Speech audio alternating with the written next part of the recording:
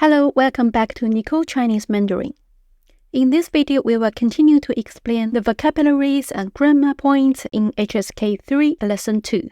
In this lesson, we will have 18 new vocabularies and 3 grammar points. Since the dialogues in the textbooks are quite outdated, I wouldn't be going over them.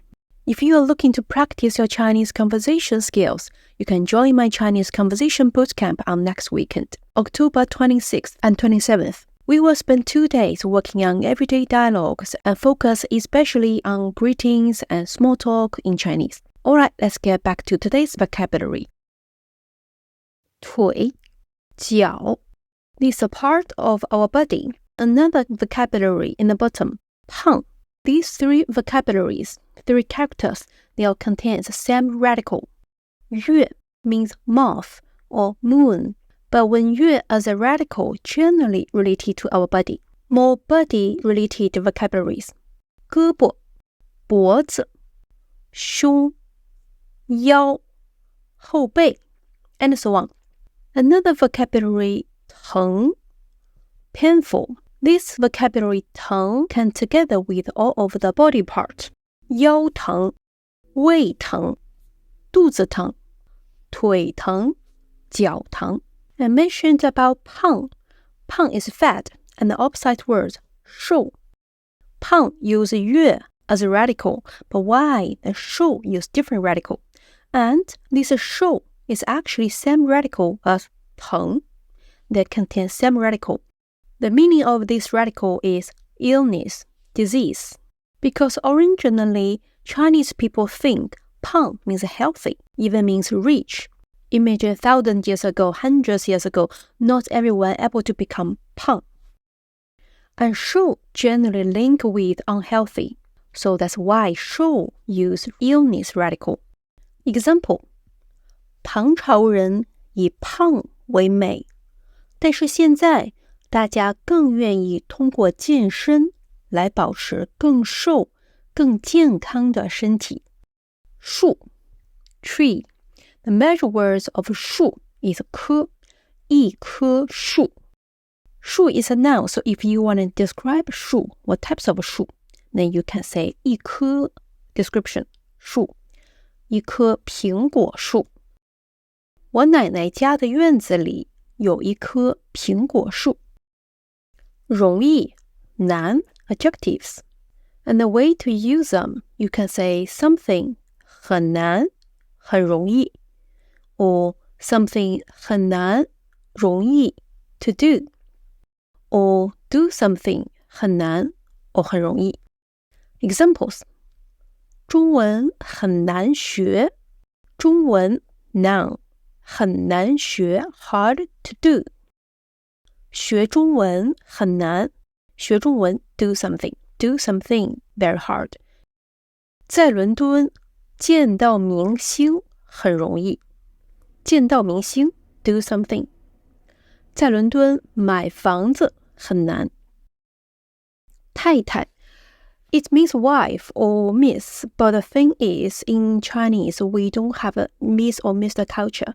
We barely address people as 太太, especially in daily. And for calling wife, we generally would say 老公, 老婆. And different as English is, you wouldn't address your wife as wife, like you wouldn't call her as wife. But in Chinese, we can call each other wife, husband directly. A dialogue. 老公，你今天几点回家？今天我要加班，老婆，你不要等我吃饭了。This is a really common daily conversation in China. 秘书，经理 two job positions. 秘书 we still using nowadays, but not that common, a little bit out of date. Nowadays, we prefer to call secretary as 私人助理 personal assistant, 私人助理。经理 manager, 销售部经理，市场部经理，中国分公司总经理，北区总经理。办公室 office. 办公 is do the business job. And 室 means room, 办公室。量 measure word for vehicles.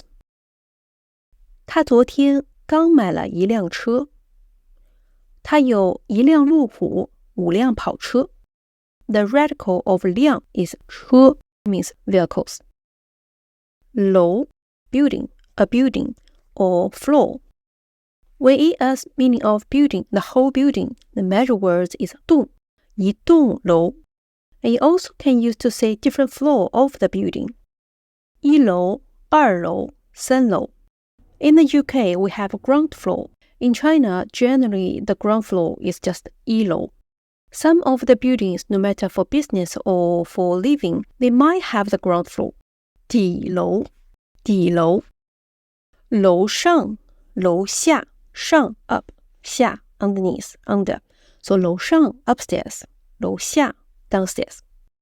And switch the order. 上楼，下楼。In this vocabulary, 楼 means stairs. 上 as a verb, go up, go upstairs. 下楼 go down, go downstairs. 拿 take or hold something. This character actually we learned in HSK2 as well. 他拿着一本书和一杯咖啡上楼了。把 and 伞 伞 is a noun, umbrella. The measure word of 伞 is 把。一把伞，两把伞。Example. 他拿着一把伞。快下雨了，你记得带伞。把 in the book is mentioned this measure word for the things with handle, but actually not always. It depends, like 伞 has a handle, of course, but 勺子、刀、叉子 can't understand it they have handles, but 椅子 where is a handle? 椅子 is also used 把 as measure word. And we mentioned the utensils, then the last utensil would be 筷子。筷子 contains two, so 一双筷子 a pair of. 一把香蕉 and 一根香蕉。The difference is 一把香蕉 contain more than two, and they're linked together is a bunch of bananas. 一根 single one individual banana called 一根香蕉。Last vocabulary, 其实 actually or in fact. 我看起来很胖，但其实只是脸胖，身上很瘦的。北京的冬天虽然气温很低，但是因为空气很干燥，所以其实体感温度并不冷。比起南方的湿冷，我觉得这样的干冷舒服很多。Okay, before explaining the grammar points, let's have a quick review of these 18 vocabularies. We learned 4 body-related vocabularies. 腿、疼、胖、瘦。Apart from 胖 and 瘦, we also learned another pair of antonyms. 难、容易。2 illness radical vocabularies. 疼、瘦、树。楼 they are noun, and also they are all related to wood. 树 of course wood. 楼 stairs or building, because originally thousands, hundreds years before we used wood logs to make buildings. So 楼 also use wood as a radical. 3 title related vocabularies. 2 of them we not frequently use them in nowadays. 太太, which we normally use as 老婆 in nowadays. 秘书 we normally use 私人助理。经理 place for these people working, 办公室。2 measure words, 量把 we only learned one verb today, 拿 hold something, and the adverb 其实 actually. 伞 noun, 一把伞 use 把 as measure word. Okay, let's move to the grammar point. The first one is a complement of direction. Basically, only 2 characters, 来 and 去, come and go. On HSK2, we mentioned 来 and 去 only related the location of people who is speaking. Example, 你什么时候来公司? Which means these people right now when you speak this sentence, these people located in the company. 你什么时候去公司? This 去 indicate the people who is talking is not located in 公司 right now. Okay, based on this 来 and 去, we can follow it with different verbs to indicate the direction. Example, here is a house and two people A and B. Now action is the people A is walking into the house. Then for people A, this action is 进去 because these people A right now is not in the house. But for people B, the people A's action is 进来 because the people B is in the house. Okay, switch. Still A and B, but this time the action changed. People B is going out. For people A, people B's action is 出来. And for people B itself, the action is 出去. A dialogue. 你可以上来一下吗? 上来 up and come. So the people A who is talking is staying upstairs or higher place. And ask people which in downstairs or lower place to get up. 等一下，马上上去. Another example. 老婆，不好意思，我今天忘了一份文件，你可以帮我拿来吗?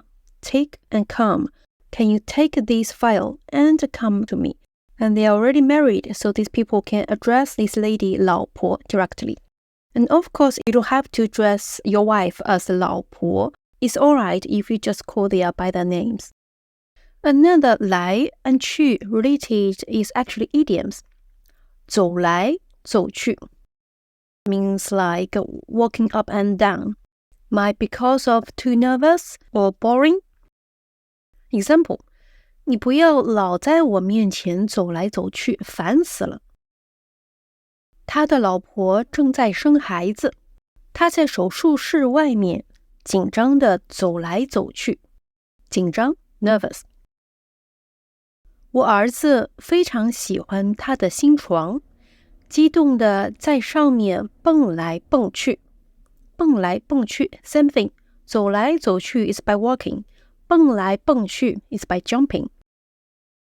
Next grammar related to actions. The first action, verb 1, 了 就 verb 2. This will indicate the order of these two actions. Let's see an example that will be more clear. 回了家就吃饭. The first verb is 回 back. The second verb is 吃. Then the first action is 回家 back home. The second action 吃饭 eating food, eating meal. After the first thing happened, then the second thing will happen afterward. 起了床就跑步. The first action is 起床 and 起 is a verb. So 起了床就跑步. 跑步 will happen after getting up. Getting up happened firstly, then run. Examples in sentences.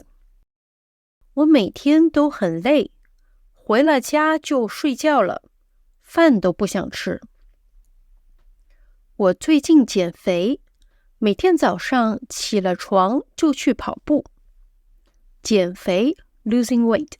肥 also means fat, but the way to use them was slightly different as 胖 and 肥胖 together is a vocabulary. Also, 越 radical.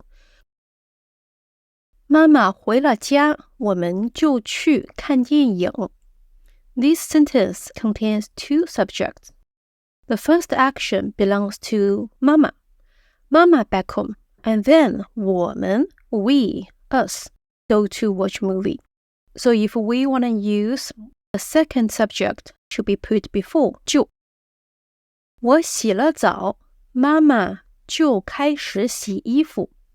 First action and also first people 我洗了澡 after I took a shower. Mom started to do another thing. 爸爸回来，我们就吃饭。The third grammar, 能 something 吗 We learned this structure before. Means can you do something? But today's contains different meaning. We have quick review of the content we learned before. Firstly, 我们今天能游泳吗? Can we swim today? 你今天能做完这个方案吗? They're still proper question. They really ask people's opinion. Can you do this? But in today's content, this 能 something 吗 that is a rhetorical question. It's not ask people's opinion. 你不做作业也不练习能学好吗? 能学好吗 has mean like how can you learn well? 你每天晚上吃了饭就睡觉也不运动能不胖吗? Of course you'll get fat. Okay, this is all of today's content about Lesson 2, HSK3. If you think today's video is helpful for you, I would like if you can give me a thumbs up. If you want to learn practical Chinese from beginning, please check my online course in the description below. And if you want to learn advanced Chinese, my explanation of HSK4 also in process. You can check them out in this playlist. I will see you in next video soon. Bye bye.